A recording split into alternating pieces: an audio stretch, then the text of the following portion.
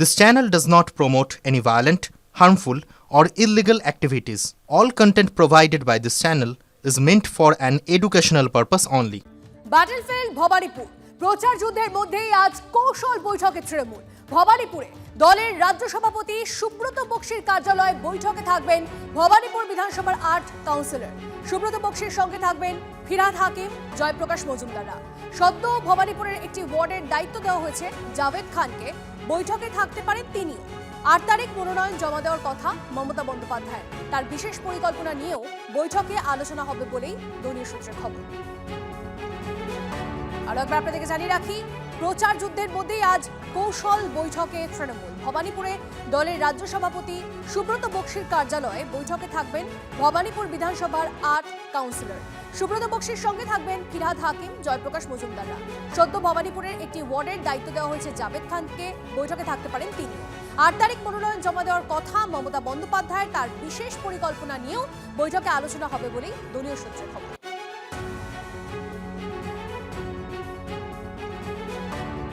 আর একবার আপনাদেরকে জানিয়ে রাখি, অত্যন্ত গুরুত্বপূর্ণ আজকের এই বৈঠক।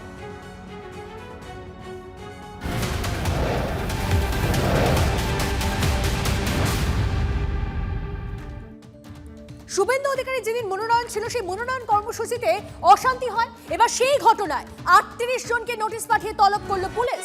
নির্বাচন কমিশনের করা অভিযোগের ভিত্তিতে দায়ের হওয়া মামলায় ৬ জন তৃণমূল কর্মীকে তলব আলিপুর থানার। ডিটেইলস জানবো সুপ্রিয় থেকে। সুপ্রিয়, দেখো, শুভেন্দু অধিকারী তিনি যে মনোনয়ন জমা করতে গিয়েছিলেন এবং সেদিন যে অশান্তির ঘটনা ঘটে, সেই ঘটনাতে যেটা এখনো পর্যন্ত পুলিশ সূত্রে আমরা জানতে পারছি যে মোট ৩৮ জনকে তলব করা হয়েছে, যার মধ্যে ৬ জন তৃণমূল কর্মী, তাদেরকেও কিন্তু নোটিশ পাঠিয়ে জিজ্ঞাসাবাদের জন্য তলব করা হয়েছে। এবং সেক্ষেত্রে যদি আরো নির্দিষ্টভাবে বলতে হয়, ঘটনার পরবর্তীতে পুলিশের তরফ থেকে ২টি সুমোটো অর্থাৎ স্বতঃপ্রণোদিত মামলা রুজু করা হয়েছিল আলিপুর এবং কালীঘাট থানাতে।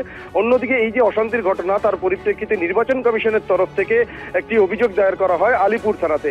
এই যে ৬ জন তৃণমূল কর্মীকে নোটিশ পাঠানো হয়েছে, সেক্ষেত্রে যেটা আমরা পুলিশ সূত্রে জানতে পারছি যে সার্ভে বিল্ডিং এর সামনে যেখানে অশান্তি হয়েছিল, সেই ঘটনার পরিপ্রেক্ষিতে নির্বাচন কমিশন যে অভিযোগ করেছিল, সেই এমসিসি ভায়োলেশনের অভিযোগে এই ৬ জন তৃণমূল কর্মীকে তাদেরকে নোটিশ পাঠিয়ে আলিপুর থানার পুলিশ তলব করেছে। অন্যদিকে বাকি যে পুলিশের তরফ থেকে ২টি স্বতঃপ্রণোদিত মামলা হয়েছিল আলিপুর এবং কালীঘাট থানায়, সেই ২টি মামলাতে মোট ৩২ জনকে তলব করা হয়েছে, যার মধ্যে উভয় পক্ষেরই কিন্তু কর্মী সমর্থকেরা রয়েছে। ইতিমধ্যে সিসি ক্যামেরার ফুটেজ দেখে ঘটনাস্থল এবং আশপাশের রাস্তার সেই সমস্ত ফুটেজ দেখে যাদেরকে আইডেন্টিফাই এখনো পর্যন্ত পুলিশ করতে পেরেছে, তাদেরকেই কিন্তু নোটিশ পাঠিয়ে তলব করা হচ্ছে এবং তাদের কি ভূমিকা ছিল সবটাই কিন্তু খতিয়ে দেখার জন্য বা জিজ্ঞাসাবাদের জন্য এদেরকে তলব করা হচ্ছে, এমনটাও আমরা পুলিশ সূত্রে জানতে পারছি।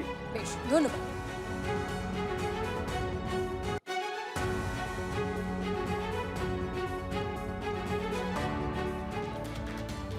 ভবানীপুরে শুভেন্দুর মনোনয়ন ঘিরে অশান্তির যে ২ ডিসিকে শোকজ করল লালবাজার। আগে ওসিদের ভূমিকা নিয়ে ক্ষোভ প্রকাশ করেছিলেন পুলিশ কমিশনার। অমিত শাহের রোড শো চলাকালীন তৃণমূলের বিক্ষোভ অশান্তিতে ৩টি এফআইআর। আলিপুর থানায় ২ এফআইআর, কালীঘাট থানায় ১টি। আলিপুর থানায় দায়ের ২টি এফআইআর এর মধ্যে একটি কমিশনের অভিযোগের ভিত্তিতে। কালীঘাট ও আলিপুর থানায় রুজু বাকি ২টি মামলা পুলিশের স্বতঃপ্রণোদিত। বিনা অনুমতিতে তৃণমূল কর্মীরা জড়ো হয়েছিলেন। অভিযোগ এফআইআর, তৃণমূল ও বিজেপির তরফে পরস্পরের বিরুদ্ধে আলিপুর ও কালীঘাট থানায় একাধিক অভিযোগ দায়ের করা হয়েছে। সরিয়ে দেওয়া উচিত। পুলিশ একদম সোজা হয়নি, ডিসিরা সবচেয়ে অপকর্ম করছে। এখনো রাজীব কুমার, শান্তনু সিনহা বিশ্বাসদের কথা চলছে। এখনো রূপেশ কুমার, মনোজ বার্মা, বিনীত গোয়েলদের মতো টেন্টেড পুলিশ অফিসার তারা নিয়ন্ত্রণ করছেন। রাজ্য পুলিশকে ডিজিপি এবং এডিজি এলও সহ অনেকে চেষ্টা করছেন কিছুটা বের করে আনার, কিন্তু আমি উনাকে দোষারোপ করব না। কিন্তু আমার কোথাও মনে হয়েছে অজয় নান্দার মতো একজন সিনিয়র পুলিশ অফিসার, যার উপর ইলেকশন কমিশন আস্থা রেখেছেন, তিনি কোথাও না কোথাও সমঝোতা করে চলার চেষ্টা করছেন। এই সমঝোতা করতে যাওয়ারই কাল ফল হাতে নাতে পেয়েছেন।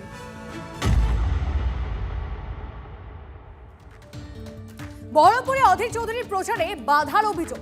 ১৯ নম্বর ওয়ার্ডে অধীরের ভোট প্রচারের সময় বাধা দেওয়ার অভিযোগ তৃণমূলের বিরুদ্ধে। কংগ্রেস কর্মীদের সঙ্গে ব্যাপক সংঘর্ষ বাধে তৃণমূলের লোকজনের। অধীরের সামনেই দুপক্ষের ধাক্কাধাক্কিতে উত্তপ্ত হয়ে ওঠে এলাকা। গতকাল বহরমপুরের নিমতলা এলাকার অধীরকে গো ব্যাক স্লোগান দেওয়ার অভিযোগ ওঠে তৃণমূলের বিরুদ্ধে।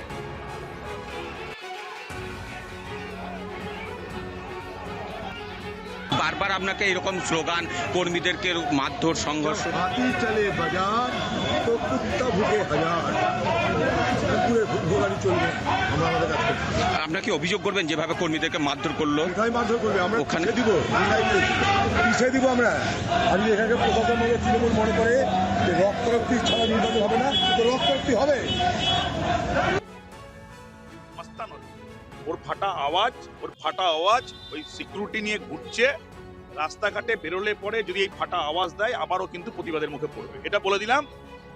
ও একটা তৃণমূল কংগ্রেস কর্মী থেকে গাল দিলে পরে অধীর চৌধুরীকে এখানে বলে দিচ্ছি গোটা বহরমপুর জুড়ে ও কিন্তু গালিগালাজ খাবে, কারণ ওর কোনো শক্তি নেই। ওর 72 বছর বয়স, আর আমাদের প্রত্যেকটা ছেলের বয়স হচ্ছে 18 থেকে 50-এর মধ্যে। ওর মতন বুড়াথুরাকে আমাদের হচ্ছে ধাক্কা দিতে 5 মিনিট টাইম লাগবে না। নারুগোপাল মুখার্জি বহরমপুরের বুথ থেকে অধীর চৌধুরীর কাছা খুলে দিবে বলে দিলাম এখানে, যদি হচ্ছে মাস্তানি করে।